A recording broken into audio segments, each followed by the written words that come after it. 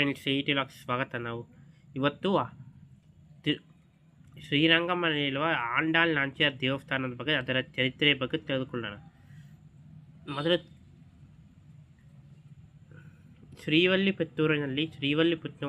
ಪುತ್ತೂರಿನಲ್ಲಿ ಪೆರಿಯಾಳವರ್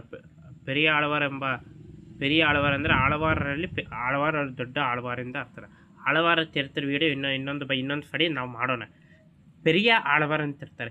ಪೆರಿಯ ಆಳವಾರ್ ಎಂಬ ಅವರ ಹೆಸರು ವಿಷ್ಣು ಚಿತ್ತರು. ಅವರು ರಂಗನಾಥನಿಗೆ ದಿವಸ ಹೂವಿನ ಮಾಲೆಯನ್ನು ಸಿದ್ಧಪಡಿಸಿ ರಂಗನಾಥನಿಗೆ ಅರ್ಪಿಸುವುದಷ್ಟೇ. ಅದು ಅವರು ದಿವಸ ತುಳಸೀವನಕ್ಕೆ ಹೋಗಿ ತರುತ್ತಿರುವಾಗ ತುಳಸೀವನದಲ್ಲಿ ಒಂದೇ ದಿನ ಒಬ್ಬ ಪುಟ್ಟ ಬಾಲಕಿ ಸಿಕ್ಕಲ್ಲ. ಆಕೆ ಗೋದಾದೇವಿ ಅಂತ ಹೆಸರು. ಗೋದಾ ಅಂತ ಹೆಸರಿಟ್ಟರು. ಆ ಗೋದಾದೇವಿ ಹೆಸರು ಬೆಳೆಯುತ್ತಾ ಶ್ರೀರಂಗನಾಥನ ಮೇಲೆ ಭಕ್ತಿಯು ಜಾಸ್ತಿ ಆಯಿತು. ನಮ್ಮ ಪೆರಿಯಾಳವರ್ ವಿಷ್ಣು ಚಿತ್ತರು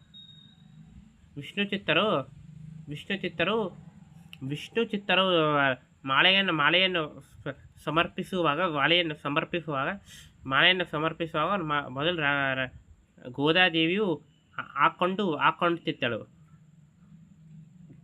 ಹಾಕೊಂಡು ನೋಡಿದ ಮೇಲೆ ರಂಗನಾಥನ ಸ್ವೀಕರಿಸುತ್ತಿದ್ದನು. ಬಾಲ್ಯದಿಂದ ರಂಗನಾಥನ ಮೇಲೆ ಅಪಾರವಾದ ಪ್ರೀತಿ ಭಕ್ತಿಯೂ ಇರುತ್ತು. ಒಂದು ದಿನ ವಿಷ್ಣು ಚಿತ್ತರಿಗೆ ಗೊತ್ತಾಗ ಭಾಳ ದುಃಖ ಪಡೀತಾರೆ. ಹಾಗೆ ದಿನದಿಂದ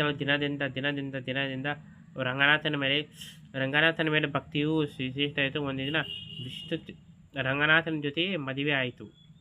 ಶ್ರೀ ರಂಗನಾಥನ ದೇವರದಿಂದ ಮದುವೆ ಆಯಿತು. ಆನಂತರ